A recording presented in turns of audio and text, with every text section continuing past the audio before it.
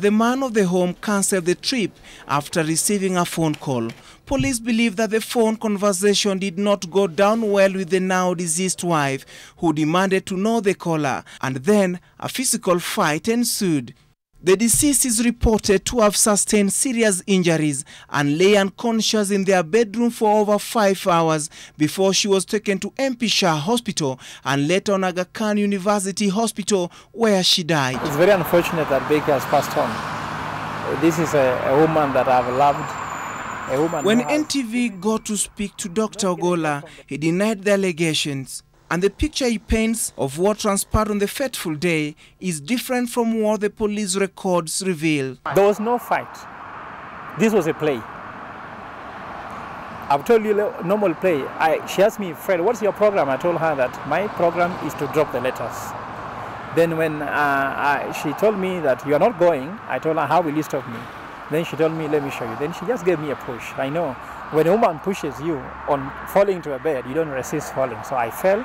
Then she sat on me, trying to remove the phone from my pocket. Then I told her, sweetheart, you're going to tear my pocket. Then she told me, don't worry, I'm going to show you that I can actually get the phone from your pocket. And in that process, she made a hard exclamation, aha, and she fell back. And this was on the bed at the lower and the edge of the bed. So I thought that that was a joke because she was playing. This was a play. Then I ran out of the bedroom, rushed to send the letter, and then I called the house help to ask her whether Becky is taking care of taking care of the baby, and she told me no. Then I rushed back.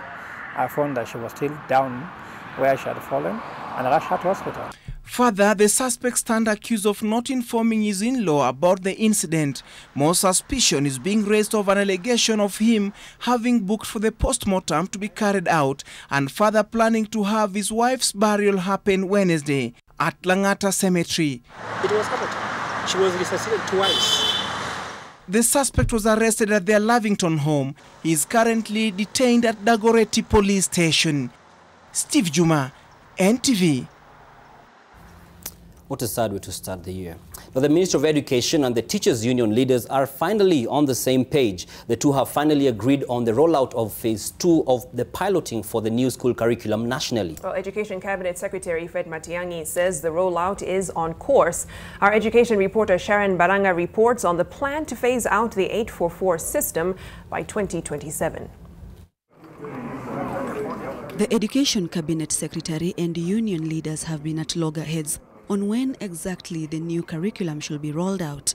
While the CS insisted that implementation should begin this year, union leaders argued that teachers were not well prepared for a system that was going to gradually phase out the 30-year-old 844. I'd just like to reiterate perhaps one thing. But today they agreed to walk the journey together. We didn't want a rollout in 2018 when teachers were not prepared.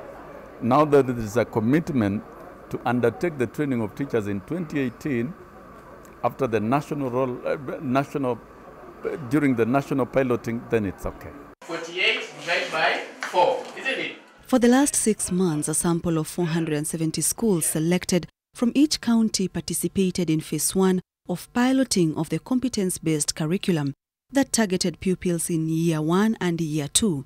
And now Phase 2 begins, and this time all 33,000 private and public primary schools will participate in the activity. Last year's pilot was for Year 1 and Year 2, and this is what we are now doing full Year 1 and Year 2.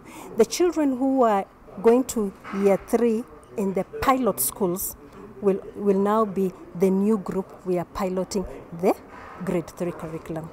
In Year 3, because we had not tried it out, we are still going to use a small sample to trial out Year 3, which will then mean that by the time now we come to next year, we will have received enough information that will allow us to actually do a full rollout in Year 1, 2, 3, and 4.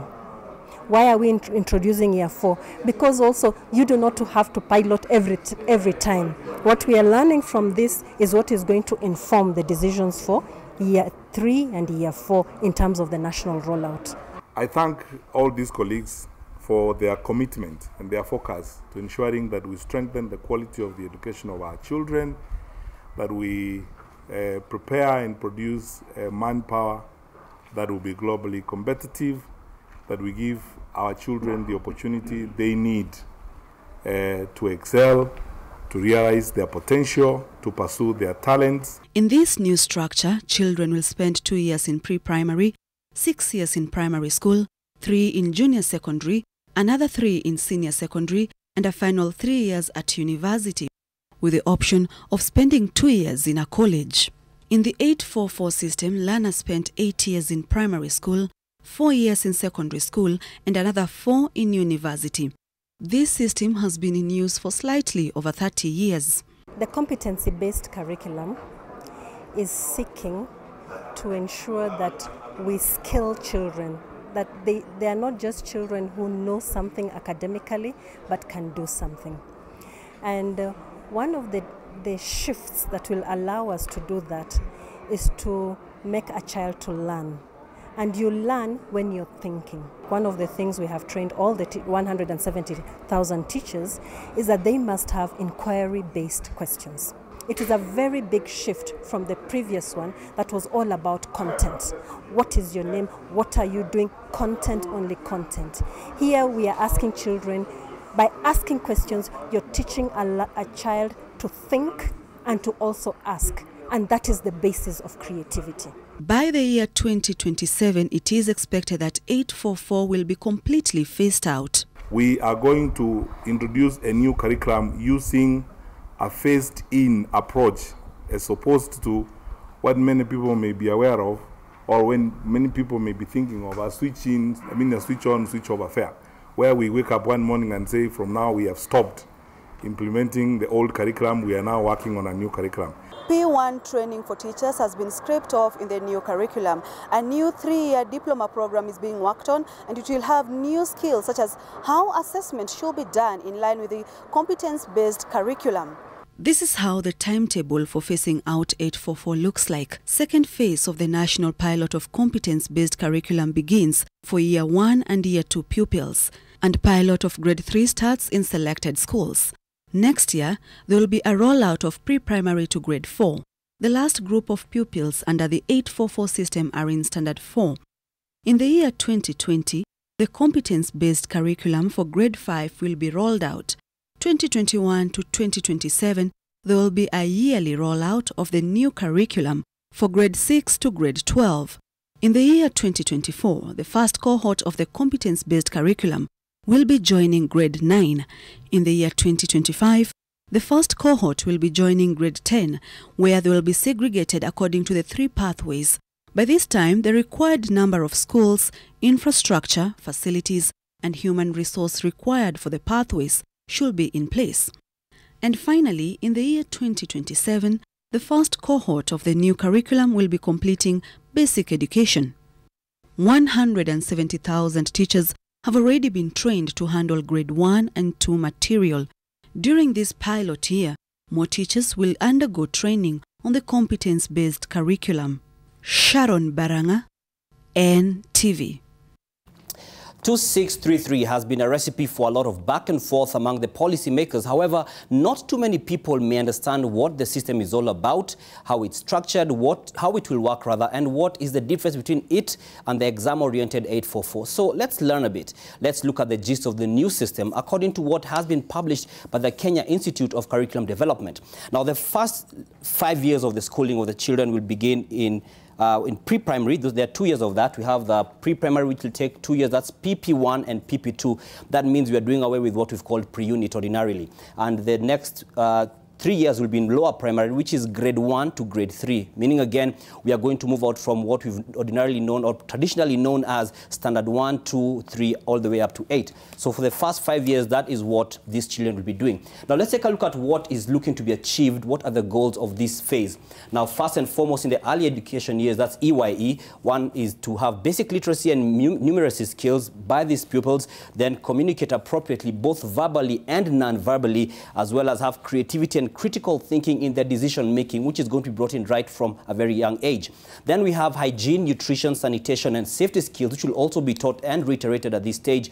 Emotional, physical, spiritual, and moral development, trying to have a more holistic view, and digital literacy skills will also be enforced in these first 5 years of their learning activities. And all that is the early years education, after which we then move to the middle school. Victoria. That's right, the middle school education, perfect segue into what they'll call upper primary. That'll take 3 years from grades 4 to 6. And the goal of this is to improve literacy, numeracy skills, logical thinking, as we saw in the early education stage, to have them communicate effectively in diverse contexts, social skills, spiritual and moral values as well. And then they'll also be looking at hygiene, appropriate sanitation and nutrition, looking at practicality of raising kids, ethical behavior and good citizenship, as well as applied digital literacy skills in communication and learning. So this is to ensure there's a holistic program when it comes to educating the kids at that stage. Now, when it comes to the other stage of this is now lower secondary. This is between the grades 7 and 9 to explore their own abilities. This is really the beginning of self-discovery, a journey of self-discovery. Also looking at the issue of undergoing career guidance. So we don't have students coming into school not knowing what they want to do in their careers. So really beginning that process for them. And this is under the pre-technical and pre-career education to ensure that they know what they want before they even get into what they'll call senior school, Dan. Exactly. Senior school, which is what we have between grade 10 and grade 12. Right. Now, senior school is going to begin by having the students split into 3 pathways. There's possibility of 3 pathways. You could choose to go into the arts, sports and science, or you could go into social sciences, or to STEM, which is the science, technology, engineering and mathematics. And interestingly, the KICD and the government at large thinks that 15% will go towards the arts and sports, 25% to the social sciences, and STEM will have about 60%, which is significant. Now, the goals of this, or the senior school, is 1, to communicate effectively and utilize ICT. They expect the students to apply mathematical, logical, critical thinking skills in their decision making, and exploit individual talents for leisure and fulfillment in their career growth, again, trying to be more holistic in how they do their things. Also, they look to have them demonstrate application and promotion of healthcare strategies, demonstration of appreciation of diversity in people and cultures, as well as have them manage pertinent and contemporary issues responsibly. And so these are some of the things that they're looking to achieve through this, senior school, which is 3 years. That's from grade 10 to grade 12. Now, absolutely. Beyond that, we now move on to the senior school goals, which I think we've spoken on, and move to tertiary education, which is the next level of the education, which is now between university and college. And really by this time, Dan, I think what they're trying to do is ensure that students are clear on what they want to do. If it's starting a business, if it's getting into the working world, they have a great understanding of what it is they want to do. It's interesting, when I was going to university, I have to share this. Yes. We had a lot of undecideds on campus. So these are students who came in, had no idea what they wanted to major in. So hopefully by the second year of university, they would have figured it out. So hopefully this basic education system will lessen the numbers of undecideds coming into tertiary or even university levels. So. Exactly, and so those who will be going into university are going to have the option of having 3 years, and those who are going to college will have the option of having 2 years, depending on the line that you've taken. And like we said, it seems the government is still projecting that we'll have more people going for the sciences. We've been a science-based economy, so to speak, or education system in the 844, and it seems in the same thread is being pulled on, and we're going to the 2633, which is then again something we watch out for, see whether the artists are going to now rise up, because there's only about 15% of people are going to be looking into that. Moving on and looking at a group that is being affected. Some students, as a result of this transport debacle, a long and cold, uncomfortable night is what is promised to the hundreds of pupils and students and teachers who are spending the night at various bus termini across the country as they look to report to schools for term 1. Now, many more were forced to return home earlier in the day due to lack of public service vehicles to take them to school. Seth Olale takes us to the stations of back-to-school frustrations. Survival for the fittest was the order of the day at the Machakos country bus for students and teachers reporting to schools for term 1 studies.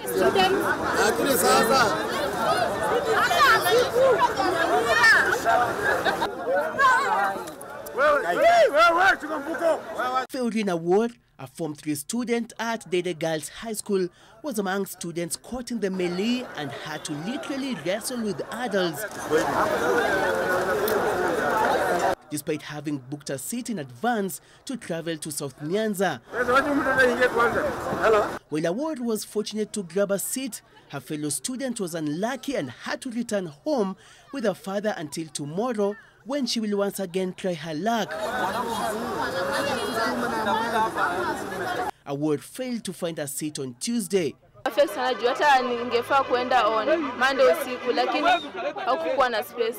Hata jana nilifaa kwenda usiku lakini pia sikupata nafasi. Award now fears that she will miss the opening week exams scheduled to start on Thursday, since the bus will have to stop somewhere once it gets to 7 p.m. and embark on the journey to Western Kenya at the required time early Thursday.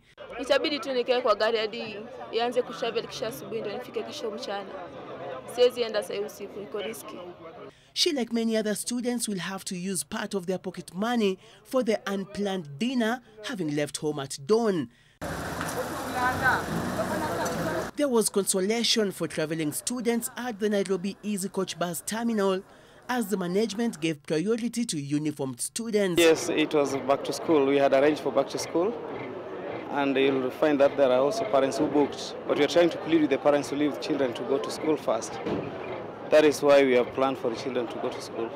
That's correct. They are going the same route and the same. Some parents and guardians were, however, not comfortable letting their children travel alone. The ones that are in high school is just okay, but for the ones that are in class 8 and below, it's a bit worrying. Students from different schools complained of waiting for close to 8 hours to board buses. Today we got here at like 6 and we've been here for the past like 10 hours or so, just waiting for a vehicle that was supposed to reach at 8. We don't know what's happening, people are not communicating, and we are still asking why. Where is the government? Why are they doing this? I came here 7, I'm still here. It's like these guys don't know Migori route. They only talk about Bondo, Siaya, Kisumu. We are not known. Kanga is stranded here, Kadika. We are only 3 girls here. Government having to ban the night travels. So it has brought a lot of confusion in the travel industry. That's why we are stranded. Because our school is in Migori. Right now we are still in Nairobi and it's at 4. So probably we don't know when we are going to reach there and we're still here. By the time we left the station at 4 p.m., some were still hopeful of traveling before night. The script was repeated in Kisumu and Bungoma, where passengers were left stranded at the main bus terminal.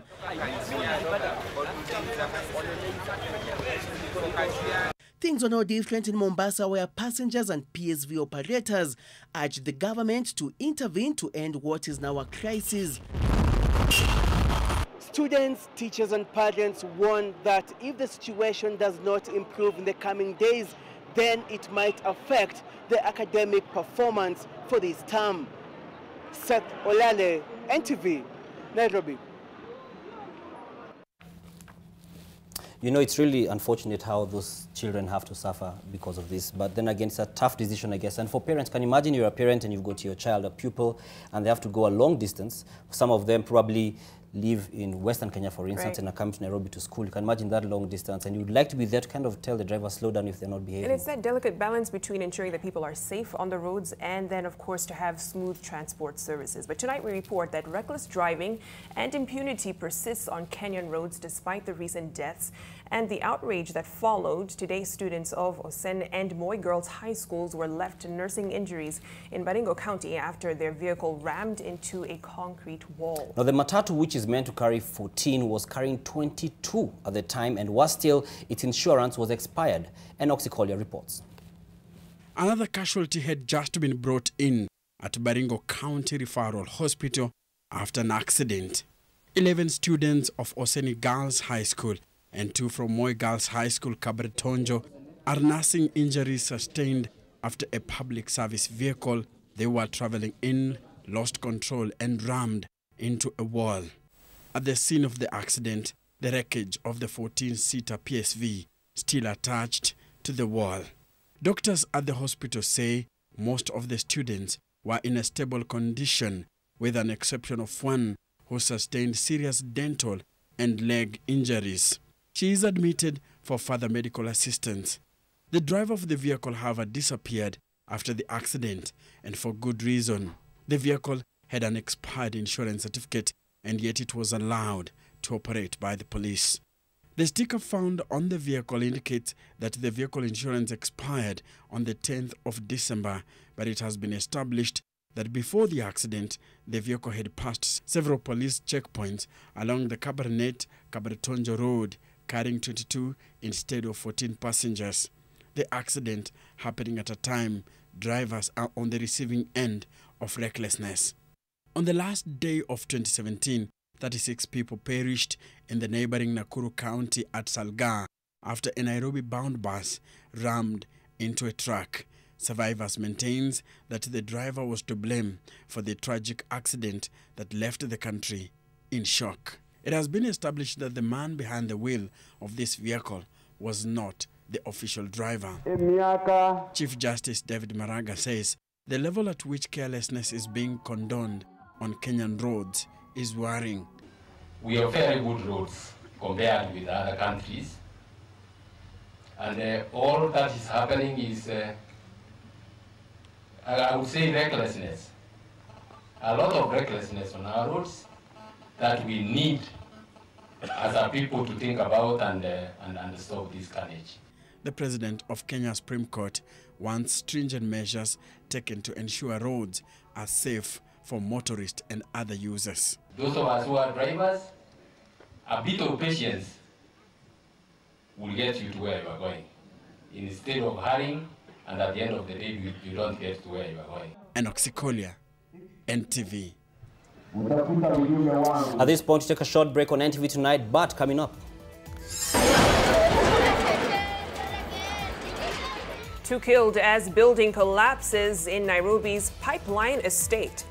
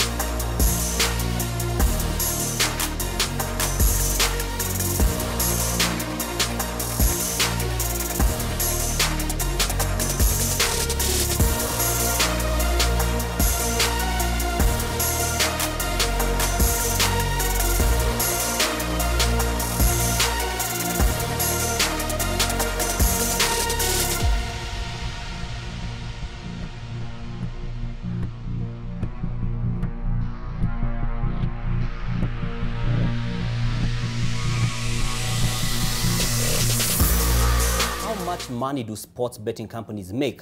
What is the effect of the new 35% tax on gross gaming revenue on their earnings, so much so that SportPesa has opted to do away with local sports sponsorships? Oh, these are some of the questions many are seeking answers to as federations and clubs begin to feel the effects of this withdrawal of funding. Edwin Yabola sought to make some sense of the situation through the voices of a tax expert as well as a former member of parliament who championed the gambling bill last year. Then we have no choice but cancel all the sponsorships we have as SportPesa. The statement that has thrown sports funding and sponsorship in Kenya into uncertainty. SportPesa arguing that they can no longer support sport with the enforcing of the 35% tax on gross revenue aside from the 30% corporate tax they pay, effectively crippling football, rugby and boxing programs. The tax we have as it is on revenue, you're not guaranteed of profits. You're basically paying the tax, then you go look at your expenses and see whether you're going to make any money. So even for SportPesa to survive, what we are doing, we're restructuring everything, including our marketing budgets, all the budgets, to make sure that we are able to make some money after paying the tax and our expenses. And for them to threaten the state, because they also have a duty to corporate responsibility. So what they should be doing really is to say the taxes are heavy on us and justify it. In spite of the increment of the revenue tax from 7.5 to 35%, Kenya is still not the highest in the world. If you're to consider possibly the large gaming countries like the US, the UK, most of them just treat bookmakers as conventional taxpayers, and therefore they pay tax, an income tax on the profits they make. They have not seen any gaming tax in those countries. So the rate may not necessarily be, 30%. Parliament did attempt to unanimously actually say, we reasoned amongst ourselves and we said, make it, leave it at 35%, but put it on net, their net gains. The state would still have collected a lot of money, and we would never have gotten here. Many argue that it would be easier to tell the effect the tax on revenue would have on the company's profits if the betting firms disclosed their financial statements, just so the arguments can be based on available statistics. This they have declined to do. So that we know how much money did you make, how much have you given to good causes, and let us give you that certification so that you can say, okay, I can only remit this because I've already spent X amount of money. The issue of how much money is being made doesn't really arise, because it's like saying, since you make the most money, you're taxed more. And the issue of fairness and equity then doesn't arise. You'll realize that they're all private businesses, and private businesses is such that they're under no obligation to disclose their financial performance or affairs to the public, unless they're willing to do that. SportPesa is the biggest investor in local sport with an annual expenditure of over 600 million shillings, and their departure will no doubt have a massive effect.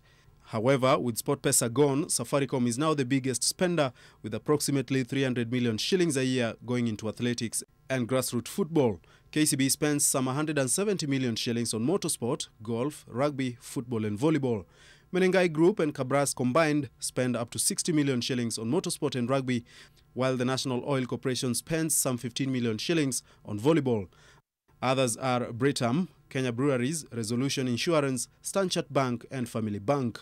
So the difference then with a normal company that supports sports is that they can deduct that for sports. Now this other entity would possibly use that as a marketing, a gaming company would use that as a marketing. If then it is sports oriented. The money collected from the 35% gaming revenue tax is meant to go into the National Sports Fund, from which the government will be able to finance national team programs. The question then is, where will clubs and federations get funding to run their local programs that are not necessarily national duty? Clubs, federations and leagues have been overly reliant on corporate funding, failing to take advantage of their popularity to be self-reliant through branding and merchandising. You want to drive fast people attending the place, the games. Once they're attending the games, you can get them to enjoy attending the games, then they'll buy the merchandise, you can avail it and then you can charge a premium for it. Merchandising is something that only comes after you've packaged yourself as a sellable brand, because now once you package yourself, it simply means somebody will know what you stand for. So when even they're buying your product, they know what they're buying into. Football Kenya Federation, Kenya Rugby Union and the Boxing Association of Kenya now say they will be submitting their budgets to the government, but judging from past experience, not all will benefit from the fund. Edmond Nyabola, NTV. Elsewhere, a one-story building has today collapsed, killing 2 laborers and injuring 7 others in Pipeline Estate in Nairobi. The building that was being demolished collapsed on the 10 individuals carrying out the exercise. Well, the property had been sold to a new developer who is said to have plans to build high-rise residential flats. Residents of Pipeline Estate say the 2 masons were among 10 others who had been instructed to demolish the house. They were following instructions of the new owner of the property. A few minutes after they started demolishing the pillars, the building came tumbling down, killing 2 masons and injuring 7 others. Wametoa mtu wa kwanza, alikuwa ameumia kiasi ile hajiwezi kabisa. Alikuwa ameumia vibaya kabisa. Damu, mimi nilimuona, damu inatoka huku kwa masikio, inatoka kwa mapua, inatoka huku kando, ulimi imejaa mdomo hivi. Mulimi hadi imefura. Alikuwa hapa amewekwa kwa gari, amekaa hapa sana. Akapelekwa juu hospitali, wakakataa NGO. Akarudishwa hapa, amekaa hapa, ndio wakatafuta gari wakamweka. Mtu wa pili pia yeye alikuwa mahututi, haongei, hajiwezi, hata wenye walikuwa na yeye walikuwa analia. Mafundi wale wengine wanalia juu pia walikuwa wameona wamehuzunika sana. At the time of the incident, all tenants had vacated the house. It is reported that the new property owner had requested the tenants to vacate the house and they all obliged. They had all removed their property. Kama watu walikuwa wameambiwa vacate, kuna wengine hawakuwa vacate, na walikuwa wameambiwa kitambo vacate wakakataa. At the scene, KDF and Kenya Red Cross volunteers were busy searching for would-be survivors.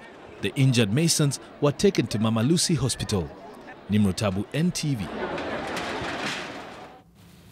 Up north, and 5 security officers, including 2 from the General Service Unit and another 2 Kenya Police reservists, were killed on Tuesday after suspected Al-Shabaab militants ambushed their convoy at El Ram Kutulo near the Kenya-Somalia border. Well, the attackers destroyed the truck the officers were traveling in. The security officers were on their routine patrols when they were ambushed. An operation has been launched to pursue the attackers, and there has been rising insecurity along the Kutulo-El Wak road.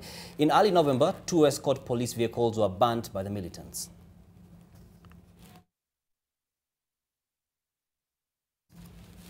And an election petition filed by former Kisumu County Governor Jack Ranguma has been quashed. And High Court Judge Justice David Majanja dismissed the case challenging Professor Anyang' Nyong'o's victory on grounds that it lacked evidence. Oko Kusa reports.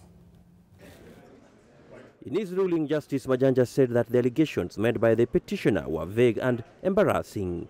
The judge noted that testimonies given by Ranguma's witnesses lacked supporting evidence, hence were purely based on opinions. The evidence of Martha Okano, PW3, George Oyo, PW5, Tobias Olo, PW7, Yusuf Masudi, PW8, all these cannot form the basis of challenge and are accordingly disregarded.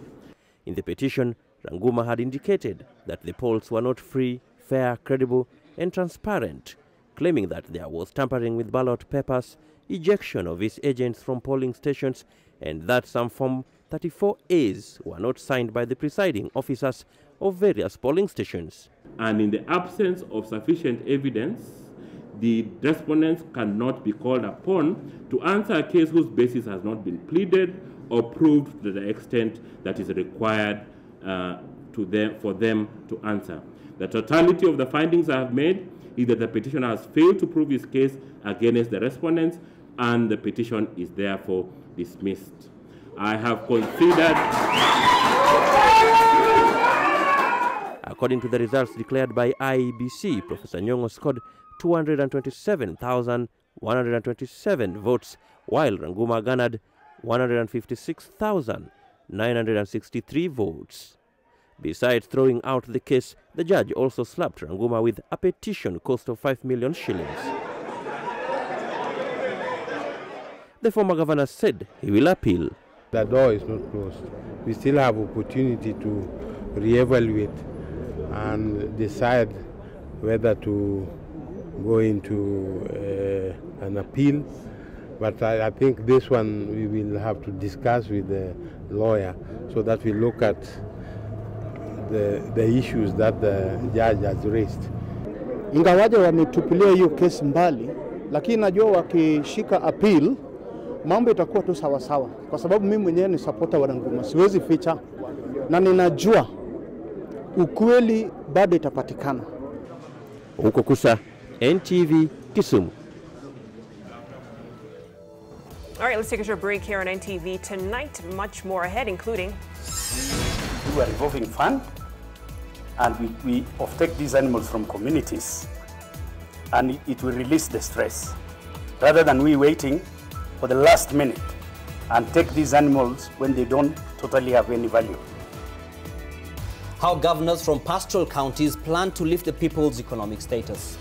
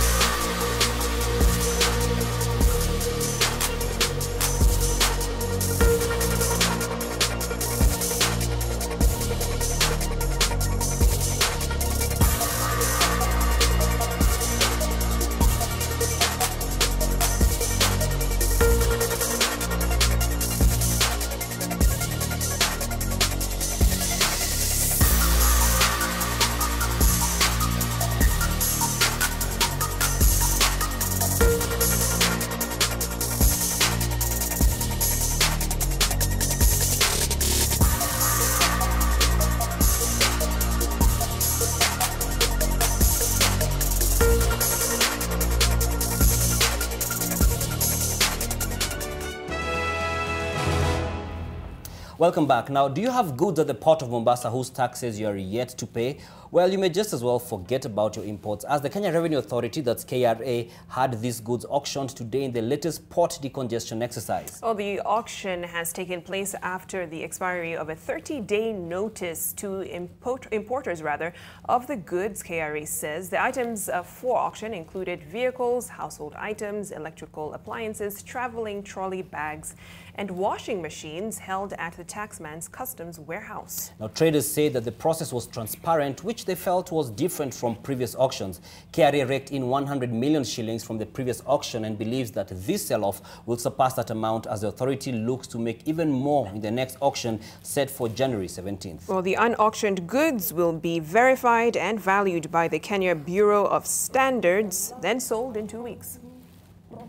Of the cargo which was brought into Kenya, and for some reason the owners of the cargo did not come to pick the goods, and the only way to dispose of those goods is by inviting Kenyans, of course after following the legal process, to come and buy those goods in a public auction. Now, governors from the counties of Isiolo, Samburu, Laikipia and Baringo have resolved to work closely with the Kenya Meat Commission to ensure early offtake of livestock before the animals are wiped out by drought. Now, the governors met in Nanyuki to discuss drought mitigation measures to improve the economic status of pastoralist communities. Happy New Year. Happy New Year. 4 counties have come together under the initiative dubbed the Amaya Triangle, with the aim of promoting common interests and issues that affect their counties, such as livestock keeping and management, as well as insecurity. The first agenda will be livestock offtake in the event of a drought. This is targeted at this January and February. So we are not talking about the verify in the future. We are talking about an immediate program for commercial offtake, so that we ensure that livestock in Isiolo, in Samburu, Baringo and Laikipia is not left to suffer during this dry spell. We do a revolving fund, and we offtake these animals from communities, and it will release the stress, rather than we waiting for the last minute and take these animals when they don't totally have any value. Other issues that were discussed include promotion of feedlots as a direction to modernize the livestock subsector to avoid conflict between the pastoralist communities, investment in water harvesting and conservation, and the relaunch of the Northern Tourism Circuit, which also cuts across the 4 counties, was also on the agenda. The leaders maintain that more would be achieved if the counties collaborated.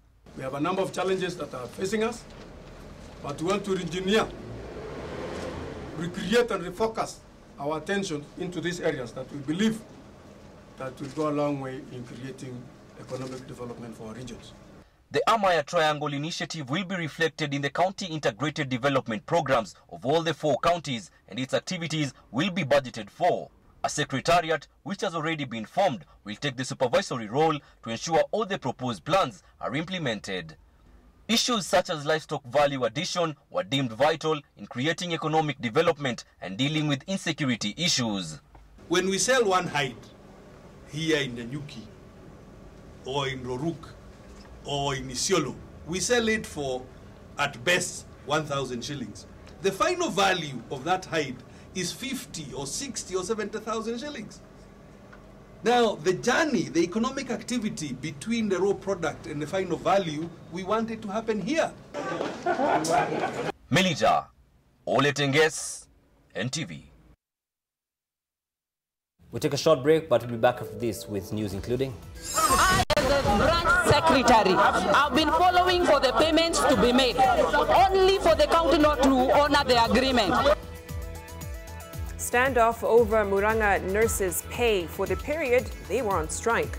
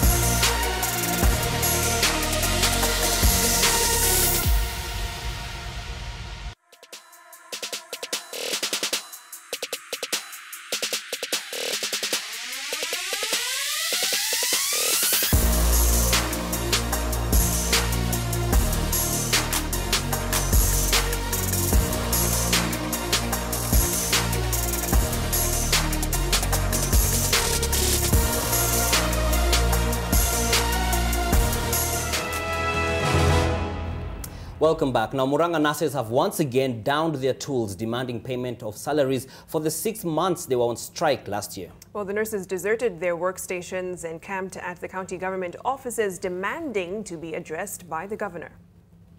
Services in public hospitals in Murang'a were paralyzed after nurses went on strike, accusing the county government of going against a return-to-work agreement.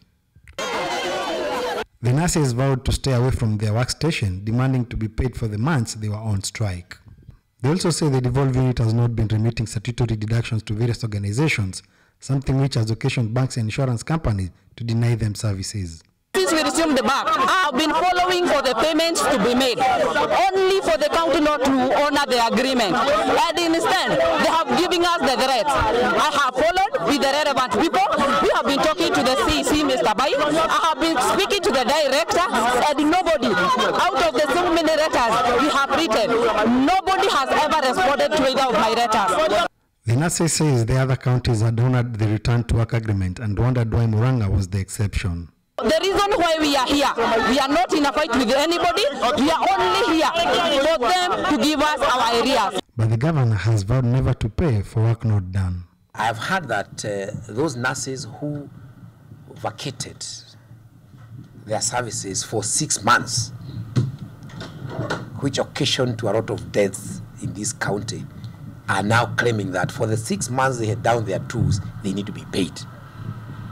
I don't know what to call that, because this county doesn't have money to waste. The county boss say the nurses had been incited by a local politician.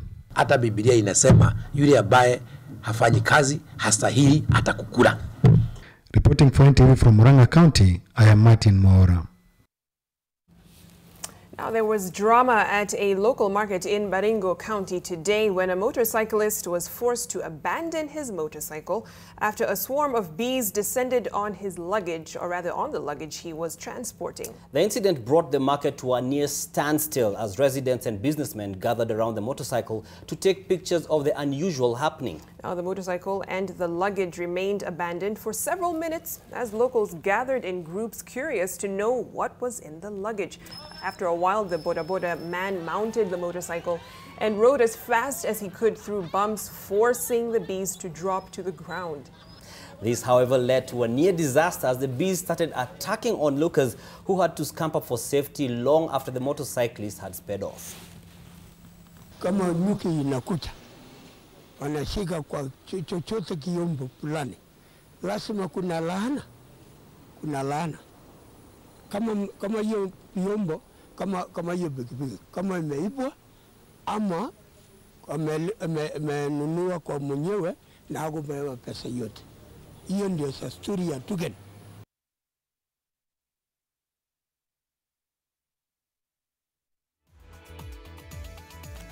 Well, we'll take a break at this point on NTV Tonight, but after this, Edmond Nyabola brings you all the sporting news.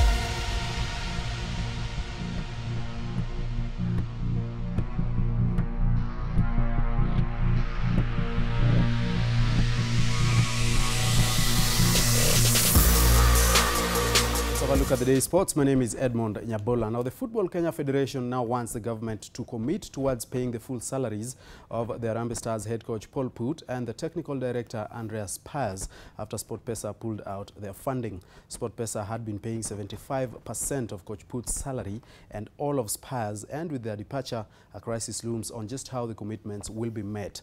Speaking to NTV Sport, FKF said they would submit all their budgets, including that of running the Kenyan Premier League and Gor Mahia and FC Leopards' support for their upcoming CAF assignments to the ministry. The Boxing Association of Kenya also wants the ministry to commit to fully funding the National Boxing League, which was previously financed by SportPesa to the tune of 20 million shillings over 3 years.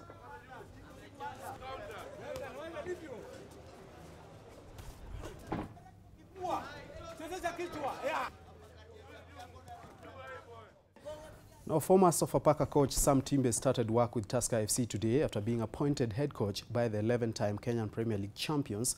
Timbe takes over the position left by his predecessor, George Nsimbe, who was sacked towards the end of last season. Timbe steered Sofapaka to the GoTV Shield title in 2014 before he quit the club in August 2015 following the expiry of his contract by the side. The Ugandan has signed a 2-year deal and takes over a team that surrendered both the GoTV Shield and the league title to AFC Leopards and Gor Mahia respectively last season. Now, Arsenal host Chelsea in the Premier League this evening as they attempt to regain momentum following Sunday's 1-1 draw against West Bromwich Albion. Last night, Manchester City moved to 15 points ahead of neighbours Manchester United in the table following a comfortable 3-1 win over Watford. Sean Kadovilis with the roundup of the results.